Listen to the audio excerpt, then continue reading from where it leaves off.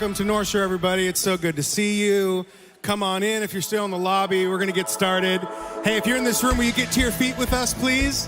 We're going to worship God together. If you're joining us online, thank you so much. We invite you to worship with us, too. Let's put our hands together like this.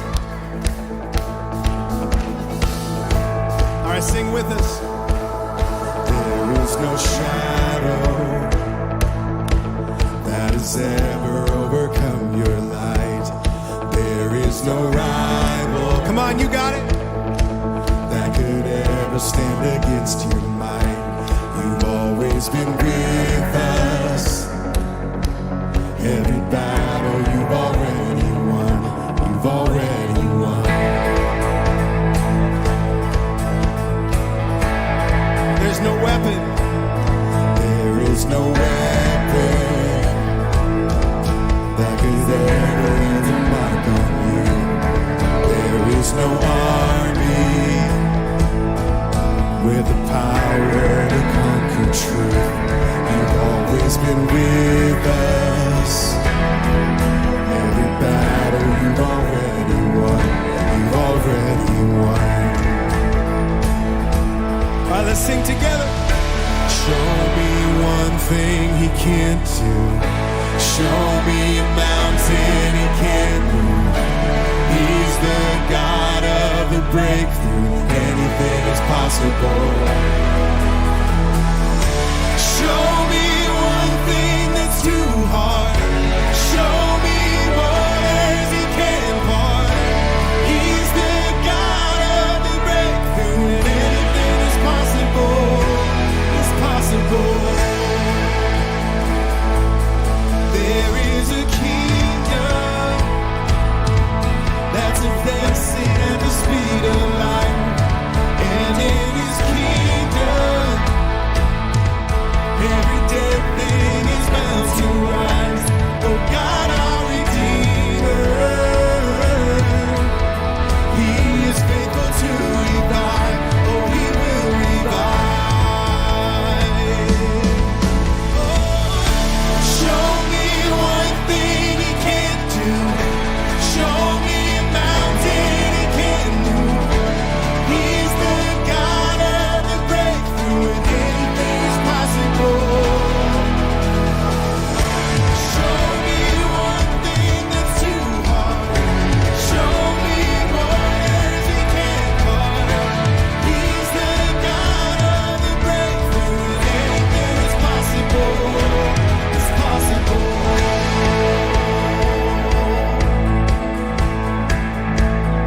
Sing all my fear. All of my fear I will turn into praise. Shake off despair as I sing out your name. A victory dance, I will dance out in faith. I will crush disappointment and break every chain. All of my fear I will turn into praise. Shake off despair as I sing out your name.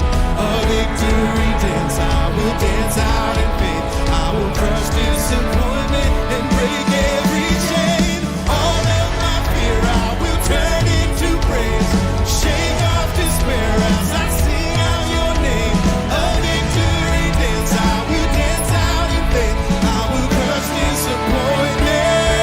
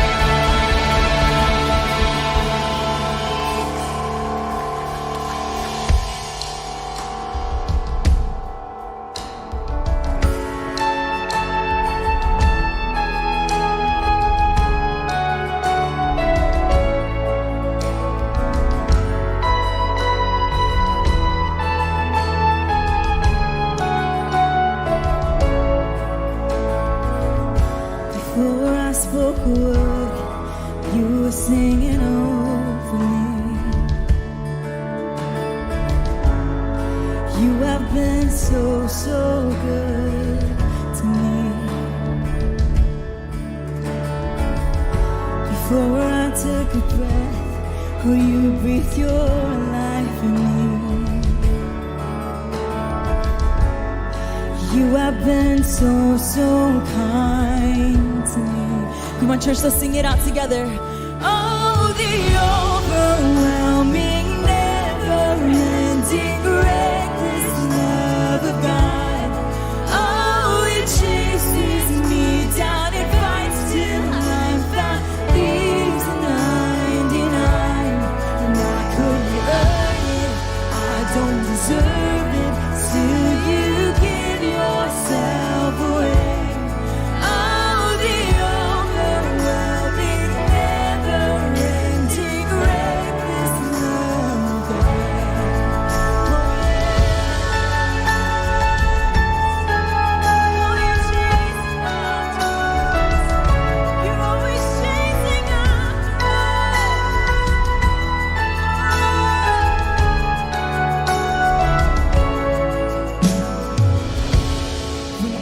Your foe, still your love for me. You have been so, so good to me.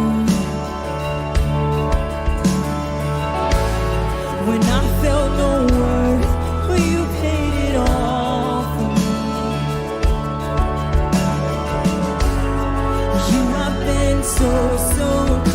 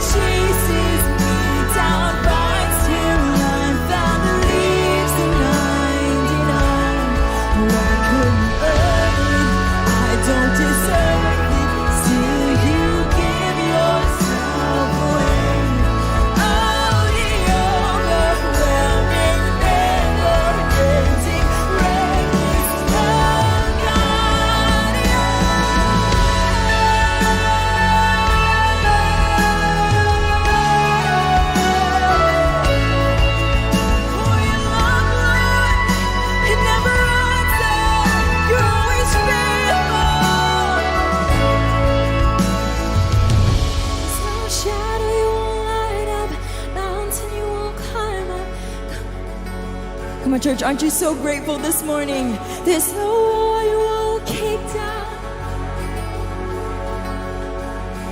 Come on, with confidence, we can sing this out.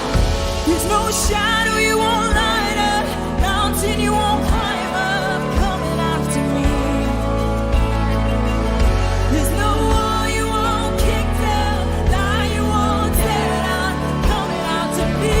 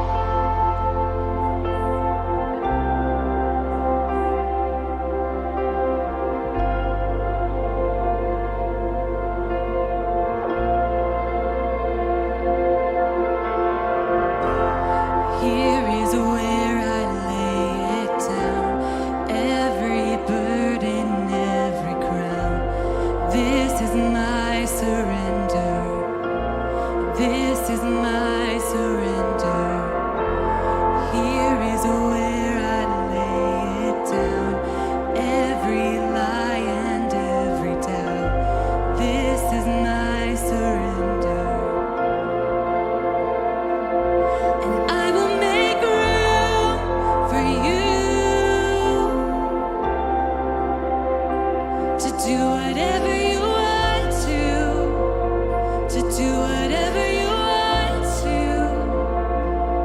and I will make room for you, Lord, to do whatever you want to do whatever you want to, Lord.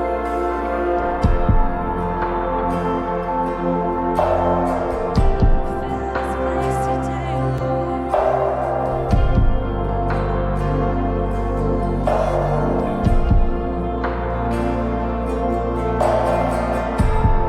Here is where I lay it down, every burden, every crown. This is my surrender. This is my surrender. Here is where I lay it down, every lie and every doubt. This is my surrender. And I will make room for you to do whatever you want to do whatever you want to. And I will make room for you, Lord, to do whatever you want to do whatever you want to. And I will make room for you, Lord, to do whatever you want to do whatever you want to. And I will make room for you to do whatever you want to do whatever you want to, Lord.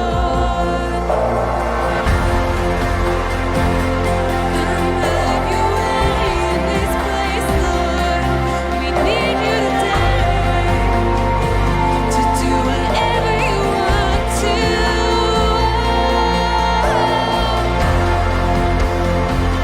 Fill this place with your spirit, whatever you want to.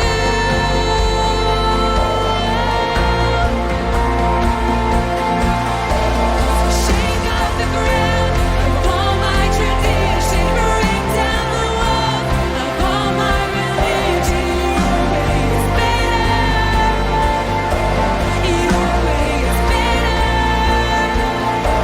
So shake off the ground of all my tradition, break down the walls of all my religion. Your way is better.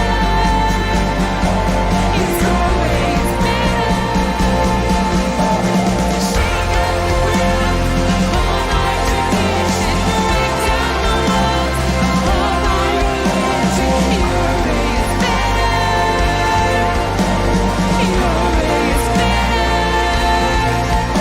So shake out the ground of all my tradition, break down the walls of all my religion. Your way is better.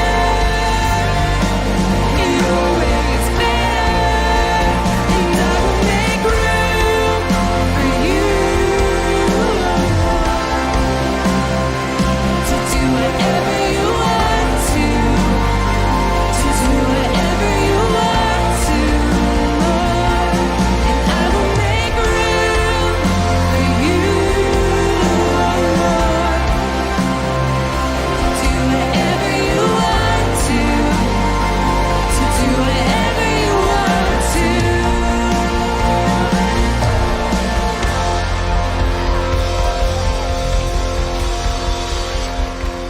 Amen. Well, good morning, everybody. You can take a seat.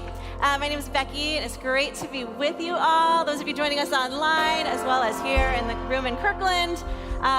we say this every week, but it's because we just never want there to be any doubt that you are welcome here. Whatever you're carrying with you, whatever you've been through this week, we're glad you're with us. And especially if you're sort of new around here or visiting today, it's a great Sunday to be your first day here. So we would love to know a little bit more about who you are and help you get connected here. So these handy little connection cards are in the seats right in front of you. Online, there should be a link to the same thing. And if you would, just fill that out. If you can drop it by guest services on your way out of the room, we have a little gift we'd love to give you as well, just to make sure you have some information and can feel fully welcomed here. So come on by with that. Well, it's sort of a special day for a lot of the women in the room. Do you guys want to see what I got this morning? Okay, check this out. I got an 8-foot rose heart. I mean, how incredible is that? Isn't that so sweet? And I only do that for myself once a year, but I just feels really worth it. So anyway, just kidding. But happy Mother's Day to all of you moms. We know Mother's Day can be a day with a lot of different kinds of feelings for each of us, and yet it feels so worth honoring and celebrating the women who brought us into this world and the many more of you who have poured into us and invested in us to make us the women that we are today, men and women. And so happy Mom's Day. We're thankful for all of you, whether you're a mom yourself or a auntie or grandma or big sister or teacher. We're thankful for you all. So yeah, happy Mom's Day. When I think of the women who have really invested in me this year, one of the people that always comes to mind is Kara Smith.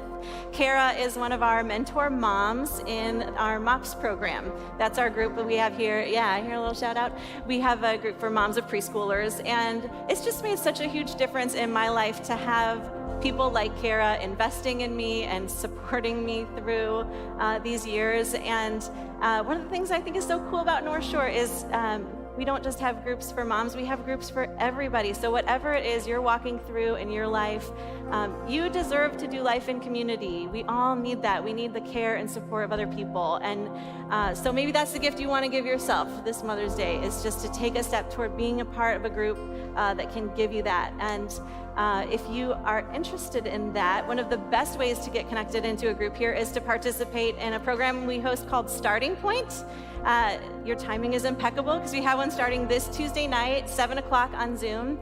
And basically we just walk through all the different ways you can be involved here. We have so many different groups and teams, and it just gives us a chance to get to know your story a little bit and help you kind of discern what your next steps might be, depending on what God's kind of calling you to in this season of your life. So I hope you'll consider joining us. Just sign up online by going to northshore.church/startingpoint, or on that same connection card on the back here, there's a little tab for attend Starting Point. Just check that off, and we'll be sure to send you the link before Tuesday. We'd love to have you there. So thanks to so many of you who give faithfully to North Shore week in and week out to make groups like MOPS and like Starting Point possible. It's such a joy to get to see the difference they make in someone's life. And if you want to participate by being a part of what we're doing in any of those ways, you can give anytime online at northshore.church/give and be a part of it. So we have a couple other really important things coming up I wanted to make sure you know about, so check out the screens.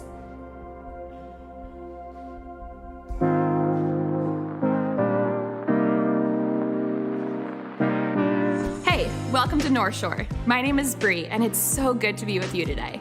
We know that Jesus can change everything for anyone, and we believe that God has a plan for you today.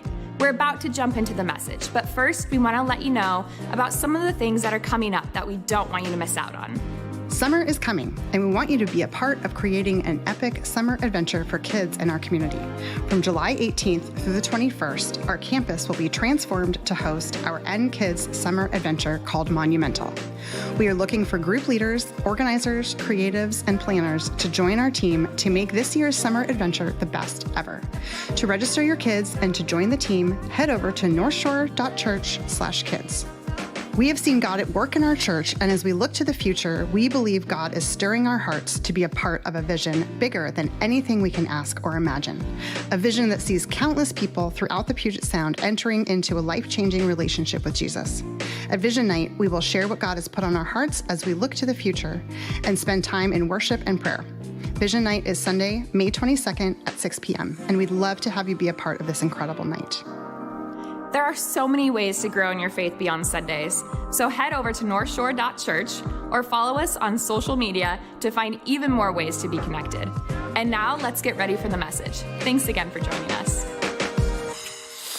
Yes, hello and good morning. It is great to have you guys here. Welcome, those of you here on our Kirkland campus, and those of you joining us online. It is great to have you with us, of course, as well. And let me be another voice to just say Happy Mother's Day to all you extraordinary women among us. We are so grateful for the impact that you have and just grateful for your presence in our lives. And so we honor you. We are grateful for you. We hope you know today how deeply, deeply you are loved and appreciated. So, and it's good to see you guys too. You're just kind of tagging along. We understand. Well, yesterday morning, I was just going about my Saturday. Actually, I was driving to celebrate with a friend who was graduating with his master's degree yesterday when my phone went ding. A text had popped up, and I know all the rules about not looking at your phone while you're driving. Typically, I don't look down, but I looked down, all right? And I looked at it. Don't tell Officer Dave, who's out front doing traffic, all right? Because I'm sure there's a ticket in this somewhere. Anyway, my phone, the text said, Scott is sick, and we will need you to speak tomorrow. So, I'm suddenly awake, right? Good morning. And so I went and celebrated the graduation with my friend, and then went and took pictures of my son as he had his senior prom yesterday, and then I sat down to put this message together. So those of you who are here or logged on today to expecting to see Scott bring this great message today, and it is a great one. I actually got to, we heard it a little bit earlier in the week as a staff. It's a fantastic message. Come back in 2 weeks. He'll be bringing that then, all right? But if you always wondered what a shaggy-faced guy could do in 24 hours with a message, you're about to find out, all right? So buckle up, and we're about to make your dreams come true, okay? We are in this series called Reasonable Doubts, and we're looking at this question of doubts as it pertains to faith, because let's just be honest, all of us struggle with doubts at different times and of different kinds in our lives. It's not a question of when we deal with, if we'll deal with doubts, it's a question of when, and then how will we actually handle them when we come. This is a topic, of course, that comes up over and over again, and I've been in ministry for more than 25 years, and so I was kind of digging through the archives, looking for some talks, and I ran across and remembered a message from about 15 years ago that seemed to work pretty well, and we're going to see how it works today. So we just sort of readjusted it a little bit, made a few tweaks and adjustments, and we'll just see how it goes. And as I said, our starting point for this whole conversation of the last several weeks has been this idea that everybody has doubts. Everybody does. Because doubts are just being uncertain about something. And my goodness, there's plenty of uncertainty in our world, isn't there? Uncertainty in our relationships, uncertainty in our jobs, uncertainty on exactly how your weekend's gonna play out. I know something about that, right? Life is filled with uncertainty. And doubts are part of that, including doubts about faith. Questions about God and the Bible and Jesus and so on. But as Scott talked about a few weeks ago when we kicked off this series, just like everybody has doubts, everybody also has faith. And he defined faith as putting your trust in someone or something in spite of doubt or uncertainty. And we talked about how we basically do that every day. Whether we trust the person who's flying our plane, whether we trust the person, trust our car to work properly and along with everybody else's car running down the highway. When we sit down on a chair, we have faith that it will hold us. This is the kind of faith all of us live with every day. Everybody has doubts, everybody has faith. So this isn't an issue. This whole conversation is not about squishing out our doubts and eliminating all doubts from our lives. It's about asking, where can I put my faith? What can I trust even when I do feel some doubt? And the doubt that I want to talk about today is a very basic, fundamental one. It's the question, is there anybody out there? Is there even a God out there in the first place? Now, many of us, we'd be quick to say, of course there is. But have you ever really thought about why is it you believe that? Or for others who aren't sure about this question, have you ever stopped long enough to kind of think through, what's the evidence? What's the possible truth here? What can I learn? Does God really exist? Is he real? And if he is real, how can we know? Or do 90% of the people in the world simply believe in God because they're just too afraid to go through life without one? Could that be it? Now, over the years, I've had a lot of different people that I've talked with who've said something like this. They'll say, Wolfgang, I have this friend who has doubts about God. They're not sure he exists. And I don't know exactly what to say. I'm kind of stuck. What would you say? Well, today what I want to do is kind of walk through what might be part of a conversation around that question. Maybe it's one that you'd have at a coffee shop or at a restaurant or when you're hanging out with a friend, talking through some of these big issues. And my hope is that by talking this through, not only maybe will some of you feel more confident and more equipped to be able to have some of these conversations yourself, but also those who might be here who have these kinds of doubts, who never really slow down long enough to really think about them. And if you are in that place, whether you're online or you're here in the room, I want you to know we are so glad you're here. You are welcome here. I mean, it's our deep conviction that anywhere in the world, the church should be the safest possible place to bring questions about faith, to bring questions about God, to be able to bring those authentically into this environment. And if you have them, I'm glad you're here. We want to talk openly and honestly about them. Because if this is true, if there is a God, then let's be honest, the implications are enormous, aren't they? I mean, it changes everything about what matters in life, what life is all about in the first place. This is huge. So how would that conversation play out? Well, first thing, those kinds of conversations to me have to include a whole lot of listening. And we as people of faith have a tendency to want to tell everybody else what it is that we believe. But I've just discovered that in so many different settings, being willing to ask questions, being genuinely interested, being willing to talk about what someone else might believe, and have an honest dialogue and conversation is so much better than here's a quick presentation I have prepared for you, all right? But let's say as you're listening and as you're dialoguing with someone who's wrestling with faith, let's say you may have a chance to kind of share some of what it is you believe. Or if I was in that place, to share some of what it is that's informed and reinforced my faith in God. And if we were sitting in a place and I had a pen, I might kind of actually draw something on a couple pieces of paper. That's why I have this over here. We're gonna do this old school, all right? Are you ready? Now, this marker's really strong, so front row, I'm just warning you right now, you will start to smell it quickly. But let's say the conversation begins. The first thing I might write down on the piece of paper or napkin or something like that is the word this, bang, right? Bang rhymes with Wolfgang, all right? In case you were having trouble with pronunciation on that one. And I would say to your friend, hey, let's be honest, all of us have heard about this thing called the Big Bang, right? This huge moment that scientists theorize the entire universe came into existence, where there was this massive cataclysmic collision, explosion of matter and energy and gas that exploded into what we now know as the universe, that exploded into what we now know as life, and so on. And again, I'm not here to debate the Big Bang. That's a whole different conversation. But let's go to a really basic question. If this bang happened like that, where'd the bang come from? What about all that stuff that went into this explosion? Like, I don't mean to be silly or flip, sincerely. Where did it come from? Well, you say, well, it was a collision of gases in space. Okay, well, where'd the gases come from? You see, what we're dealing here with is the question of origins, original cause. Where did this come from?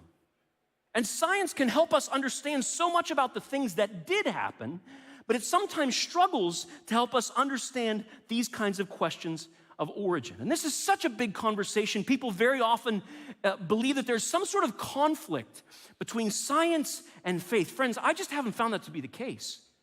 When you actually dig into what's being discovered scientifically, along with the Bible and other issues of faith, you discover, when you come at it with a humility, that there is actually a beautiful resonance in these things. In fact, when you begin to study how science, modern science really developed, you quickly discover it actually grew out of a belief that the universe was rational, that there were logical sort of laws that governed things like physics and matter and so on. Hidden behind that is this belief that there was a law writer who designed all that. That's how modern science even got its start. That's why many of the great fathers and mothers of science, they were people of faith. And in so many ways, it was their faith that led them to believe there's order that I can begin to discover and explore. There's a deep, deep connection there. So these do not have to be in opposition where, oh, I don't believe in that faith stuff. I'm more of a science person. When you begin to learn and look, you'll see there's more overlap than you thought there might be. Whole nother conversation. But it brings us back again to this question, where did all of it come from in the first place? And very often people will be honest, well, we really don't know. They'll use a term like agnostic. I don't know. I'm just not sure. Well, it's maybe something to start to think about. Because you see, the Bible asserts that there is a God who has always existed, that there is a God who's eternal. And I know that's a hard concept for many of us to grab because everything we've known in our lives has a beginning, has an end. But this is the claim of the Bible, the opening words of the book. It says, in the beginning, God created the heavens and the earth. And the idea here is there is a God that always existed, who has no beginning and no end. He created the world out of nothing.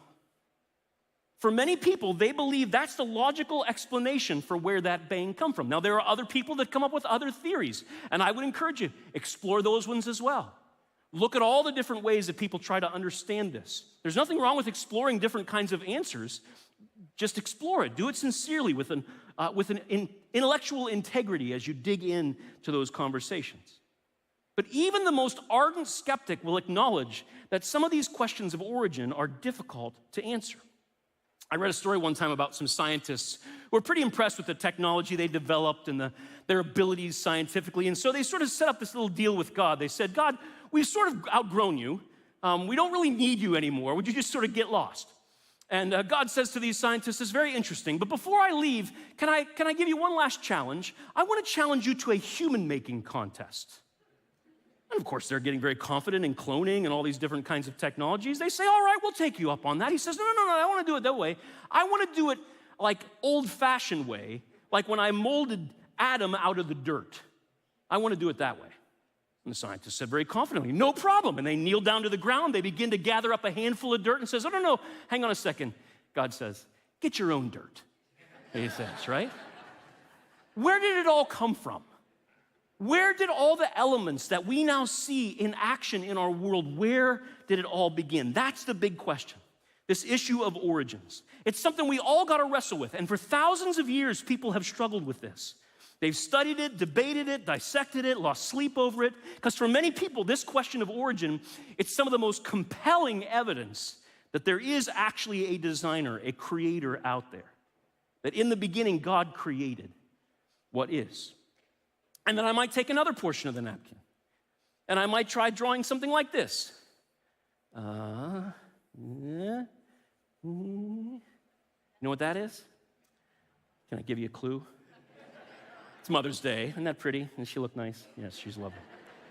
It's not the monster from the beginning of the new Doctor Strange movie. That's not it. Just relax for those of you who've seen that yet. Anyway, it's a human eyeball, right? Hopefully you've got two of them that work well. I know some folks who, of course, don't, but it's an amazing thing, the human eye. In fact, people, even the most hard skeptic will acknowledge the engineering and capability of the human eye is absolutely stunning. You think about this for a second. This little eyeball can adjust from seeing and focusing on a star billions of miles away, and then in a split second refocus on something as tiny as that piece of spinach in the person's teeth right in front of you. You know what I'm talking about? Well, I'm often that person, I'll be honest, okay? It's amazing. The refocusing capability of the human eye is something that has never been replicated, as good as your iPhone 13 Max is, right? And then I might remind them, now this little 1-inch eyeball that's rolling around in your head right now, it has 130 million parts. sending millions of impulses to the brain every second to provide this unbelievable thing we experience called vision. And I would ask, now honestly, do you believe that this extraordinary thing that you rely on every day, do you think its capabilities are the result of some random, accidental collision of gases and matter in space? Or do you believe that there's actually some kind of an engineer or designer behind it? For me, an engineer or designer makes far more sense. Maybe you come to a different conclusion, but you've got to ask the question, what do you think? It's interesting, even Charles Darwin himself conceded that this is a challenge. This is something from Origin of the Species, his famous book, to suppose that the eye, and he goes on, but with so many parts all working together, kind of consolidating, he said, could have been formed by natural selection seems, I freely confess, absurd in the highest degree. Did Darwin really say that? He really did. Now, sometimes people take this out of context and they just pretend that, well, see, even Darwin didn't believe his theory. That's not true. He goes on to try to explain very imaginatively how that eyeball might have actually formed. But it highlights the reality that how this thing came to be is a real challenge for those who believe in such accidental, kind of natural progression over time. It's perplexing with no simple answer. Other ways to try to illustrate and explain this. Say, for instance, you're driving up in Everett and you see one of those big giant jets at the Boeing plant up there. You do not first think, my goodness, the last tornado that went through a junkyard put together a plane, right? That makes no sense at all. Some of you are in this room. You are the engineers behind that. You know that every little detail is painstakingly worked over and assessed. The amount of work that goes into engineering something as complicated as an airplane. Friends, that doesn't even compare to the human body or the physics that surround us and the universe. When you walk into your office and you see a new computer sitting on your desk, your first thought is, man, my paper clips finally got their act together, right? It makes no sense. I don't care how long a time you give it or what random forces enter into the picture. It's difficult for me to conceive that over billions of years, with whatever forces in play, that the stapler, the pens, and the picture of my family are going to form into a new MacBook Pro. All right? Give it however long you want. There's an engineer behind that. They live in California, of course. They're glad to tell you that, right? That formed that thing, that put it together. It just doesn't happen on its own. There's a scientist named Dr. William Bradley. He says this: the mathematical odds of assembling a living organism are so astronomical that nobody still believes that random chance accounts for the origin of life. If you took all the carbon in the universe and put it on the face of the earth, allowed it to chemically react at the most rapid rate possible, and left it for 1 billion years, the odds of creating just one functional protein molecule would be 1 chance in 10 with 60 zeros after it. That's a really big number. And that's for one protein molecule, let alone the billions of molecules that make up each of our lives and our bodies. Just the sheer physiological wonder of the eye, our ear, our skin, our sense of touch and smell, our emotional and mental capacities. Which takes more faith? To believe that that all just happened by accident, or that there was a custom builder behind the whole story?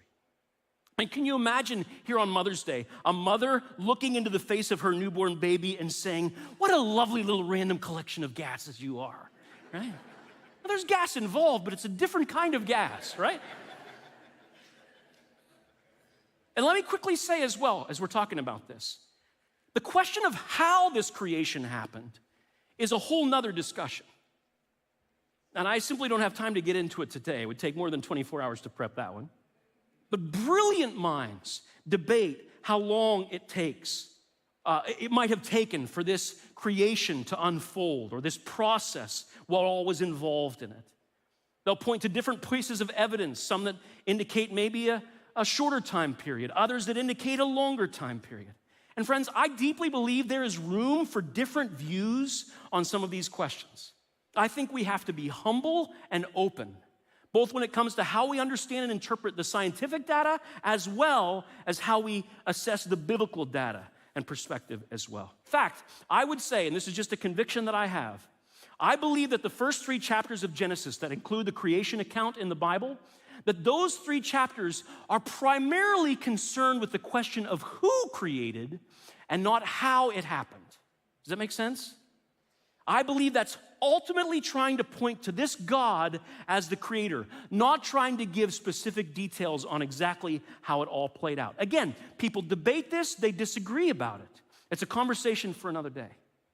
But to someone wrestling with whether or not there was a God, I would say, in light of this complexity and where these origins came from, you're gonna have to process this. How do you explain that? What's your theory? Does the evidence for an intelligent designer imply that there's something more at work? There is someone out there. And the Bible says it this way. Even nature points to it. It says, the heavens declare the glory of God. The skies proclaim the work of his hands. Day after day, they pour forth speech. Night after night, they reveal knowledge. They have no speech. They use no words. No sound is heard from them. Yet their voice goes out into all the earth. Their words to the ends of the world. I would just say, look at your kids when they're sleeping. Go spend a weekend out in the Olympics. Go scuba diving in Hawaii on those reefs. Look up into the sky when it's actually clear around here and you can see all those stars. And just try to calculate the odds that all of that just happened by accident. I'm not sure which takes more faith, friends. I've come to my conclusion. To me, these things point to there being more, but you've got to come to yours. But please don't just ignore it. Don't just look the other way, keep scrolling through Instagram and log on to another show on Netflix. Take time to wrestle with these questions because they matter. They matter. There are so many different ways we could talk about this idea of, is there anyone out there? Maybe if I was talking with someone, I would bring up something as horrific as the Holocaust or some of the genocides that have happened in human history. Maybe I'd even point to the atrocities that are right now taking place in Ukraine. I mean, why is it that there is almost universal anger and agreement that those atrocities are just wrong? I mean, if we're just highly sophisticated products of chance, how do you account for this near universal sense of moral right and wrong? Could it be chance? Or is it more logical to believe that there is a moral God at the center of the universe who made human beings in his image and wove this sense of right and wrong into their hearts? Could that be?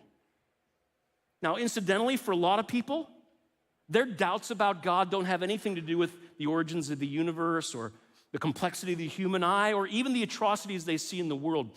For a lot of folks, what gives them pause about this idea of a God is the atrocities that have been perpetrated by people who carry the name of God.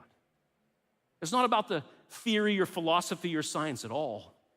It's more about what they've seen in the lives of people who claim to be followers of God. The hypocrisy, even the violence. And that is a huge question. Believe it or not, that's actually what Scott was going to be speaking about today.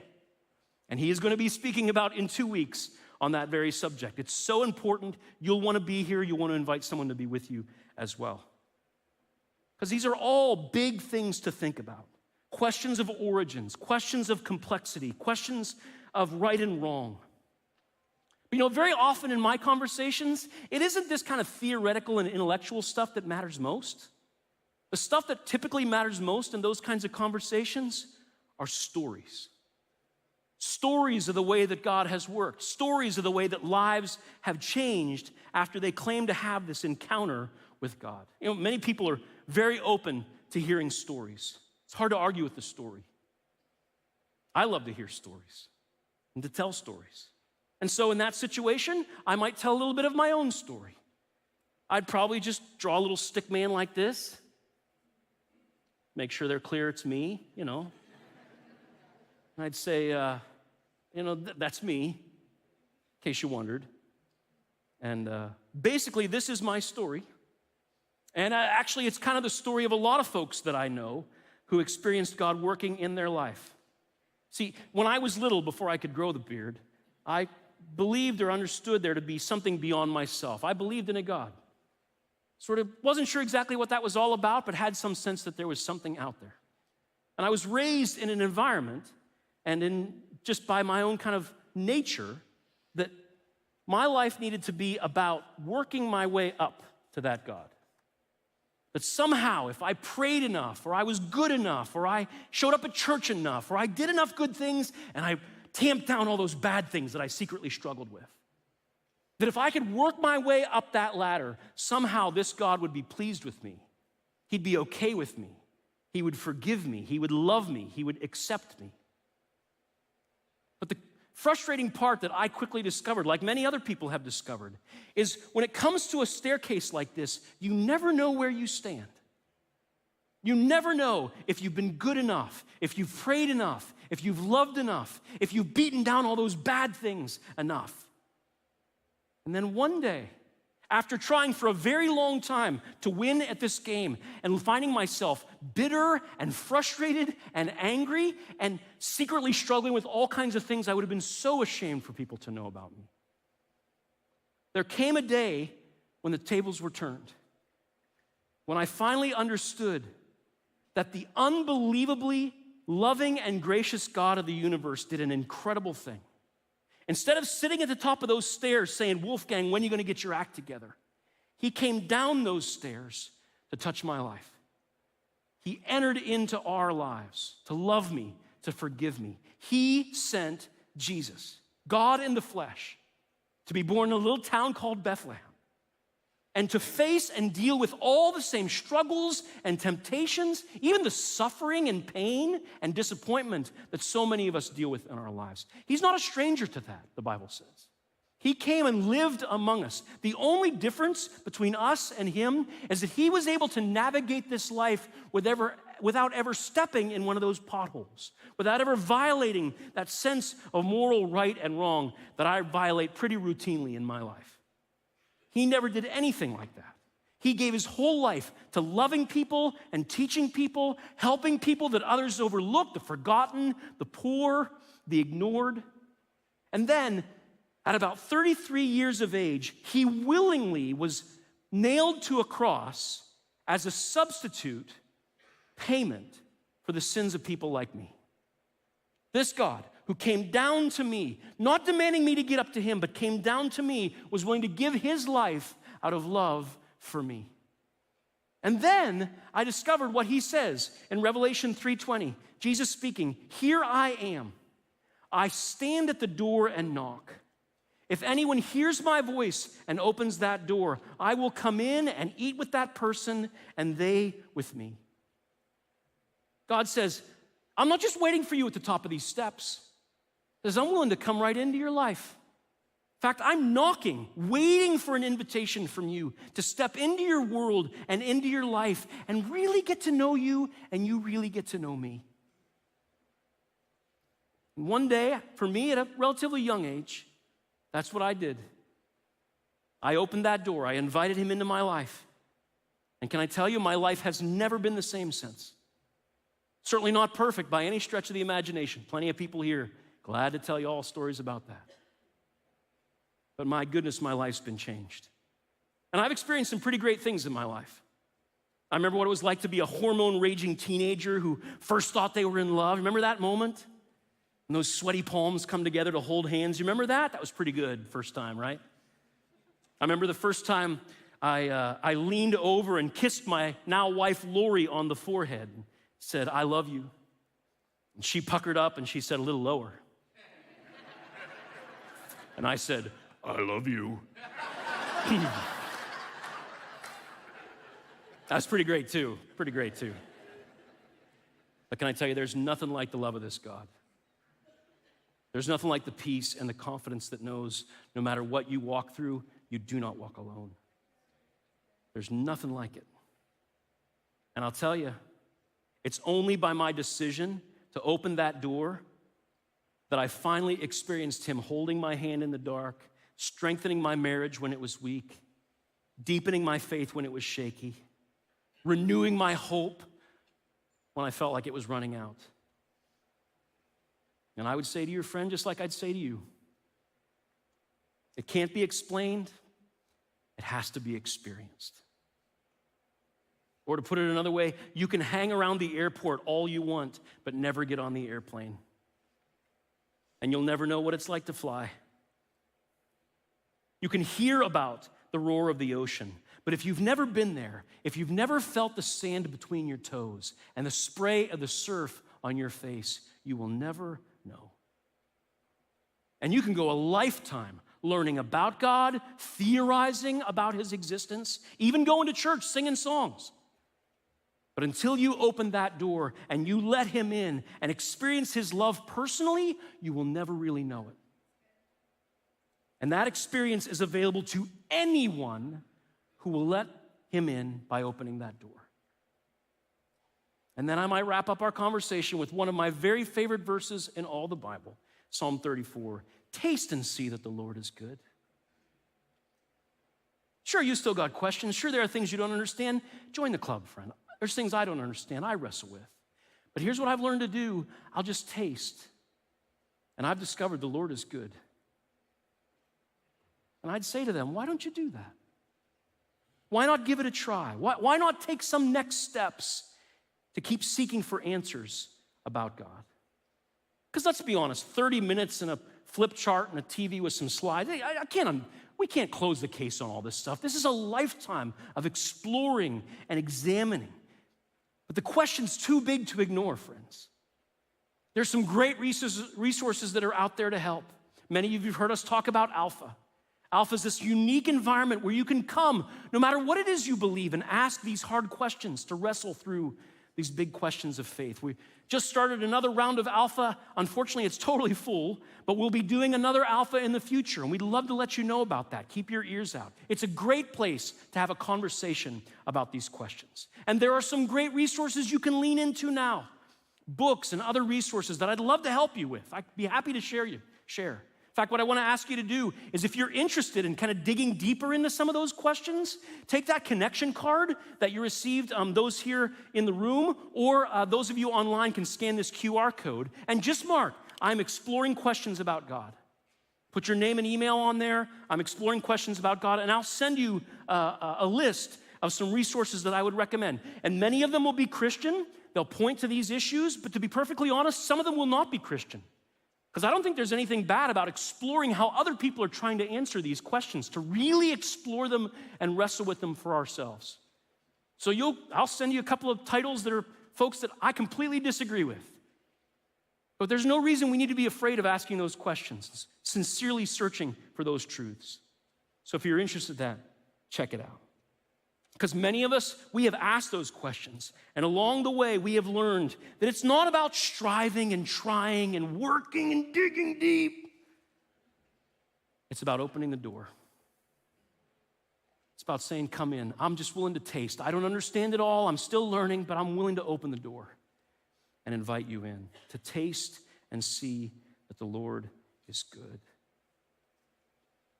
That this God who came down the stairway really does love us, and that invitation is open. So as I finish up here, I want to say a quick thing to two groups of people. First is to those who are in this room or online who you believe this stuff. You're in, you've tasted, you've seen how good the Lord is. You have friends that have doubts about God. And if you're willing to listen and share some of your story, you might be amazed at what God will do. So I'd encourage you, have a coffee like this, have a conversation like this, invite someone to come with you for this series. Next week, we'll be talking about doubts about the Bible. Is this a book we can trust? Why? How do you read it? These kinds of things. We'll be talking about that next week. I'd love to see you here.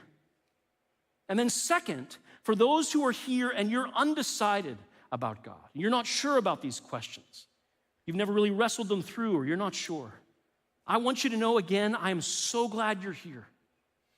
I know on Mother's Day, we often have folks whose moms said, hey, I want you to come with me to church, and maybe that's you. And if that's you, I'm thrilled you're here. I hope you see this is just a real place with real people who are trying to figure out how to do this thing. This is a place where you can bring your questions.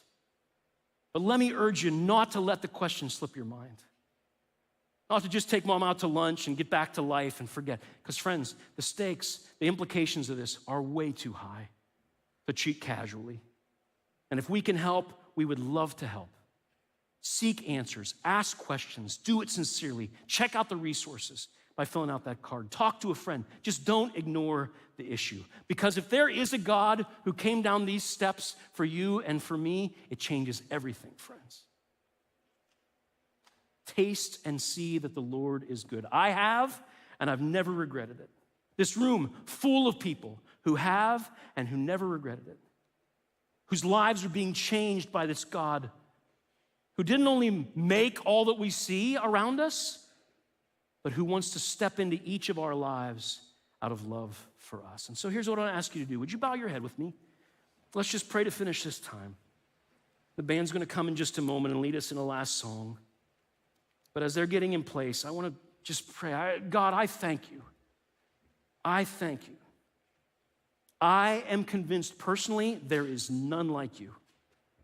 And sure, part of it is, where did this all come from in the first place? What about all the complexity? What about the moral right and wrong? What about all these philosophical issues? But God, for me, the proof has come in tasting and seeing that you are good. It hasn't always been easy, it hasn't always been smooth, but the beautiful good news that's changed my life and so many others is that you walk with us even through the hard stuff. That we are never alone, as this next song sings about. That we are never abandoned, that you are for us, and so we aren't on our own. You came down to us so we could have new life. And if there are people here today who have questions about that, who want to talk to someone or pray with someone about that, after the service, there'll be folks hanging out down in the front, each of the corners of the room here. They'd love to talk with you, help you find the resources you need. Just don't ignore these questions, because they matter far more than you can ever know. Is there someone out there? Friends, there is. His name is Jesus, and he loves you. And I pray you'll open the door to him. And I thank you, God. I thank you for your goodness. I pray it all in the name of Jesus. Amen.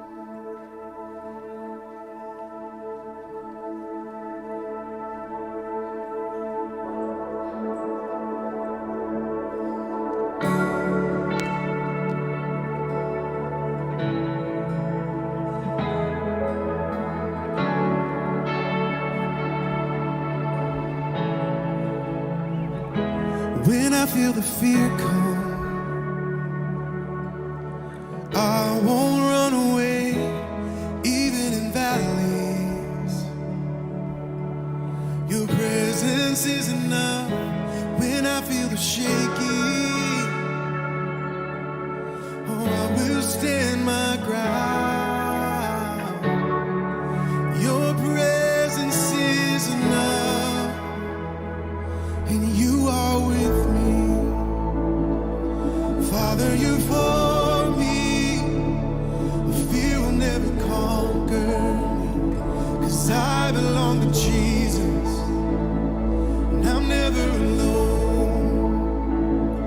I'm never abandoned.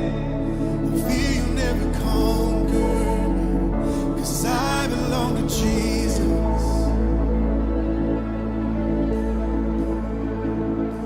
When I feel the pressure, I won't run away, even in tension.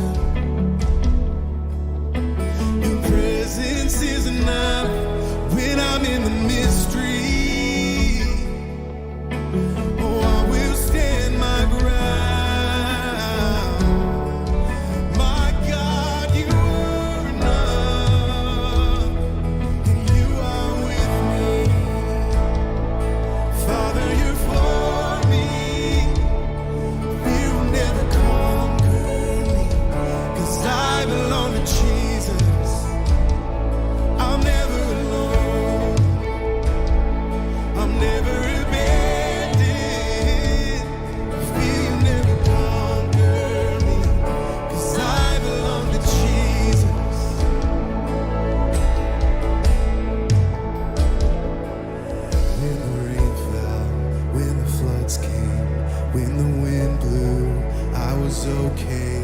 You were right there. You're in every step I take. Come on, let's sing this together.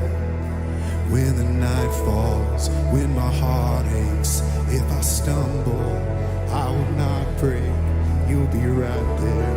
You're in every step I take. That's right. When the rain fell, when the floods came, when the wind blew, I was okay.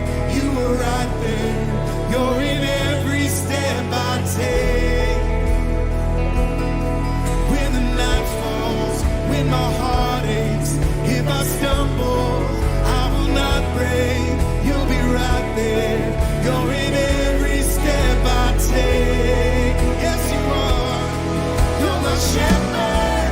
You're my keeper, my provider, my protector. You surround me. You're in every step I take. You're the goodness. You're the constant. You're my first love and my future. You surround me. You're in every step I take. And you are with me. Father, you're for me. And fear will never conquer me. 'Cause I belong to Jesus. I'm never alone. No, I'm never abandoned. Oh, fear you'll never conquer me. 'Cause I belong to Jesus. You're my shepherd. You're my keeper. My provider. My protector. You surround me. You're in every step I take. God, you're the goodness. You're the constant. You're the first love and my future. You surround me. You're in every step I take. And you are with me. Father, you're for me.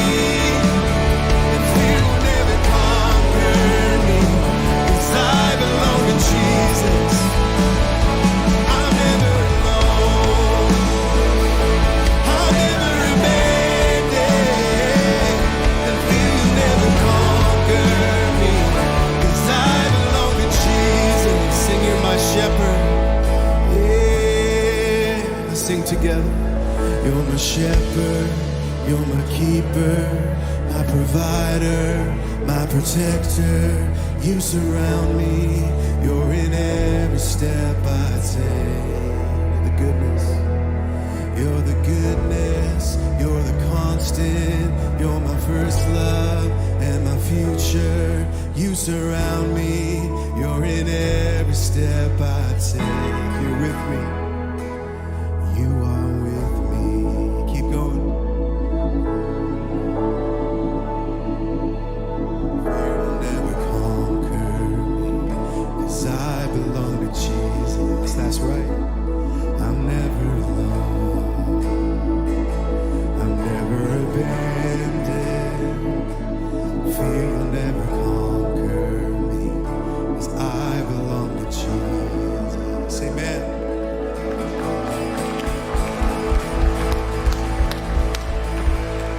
Amen. What a powerful morning. Wow, Wolfgang, you're quite the pinch hitter, so good job, man. Yeah, isn't he awesome? You're so great. Have a great morning, have a great day, and we will see you next week. Before you go, say hi and introduce yourself to someone you've never met before. And if you would like someone to pray with you, it would be our honor to do that. Just come on forward to the left here, and we would love to pray with you. So we'll see you next Sunday. Bye, everybody.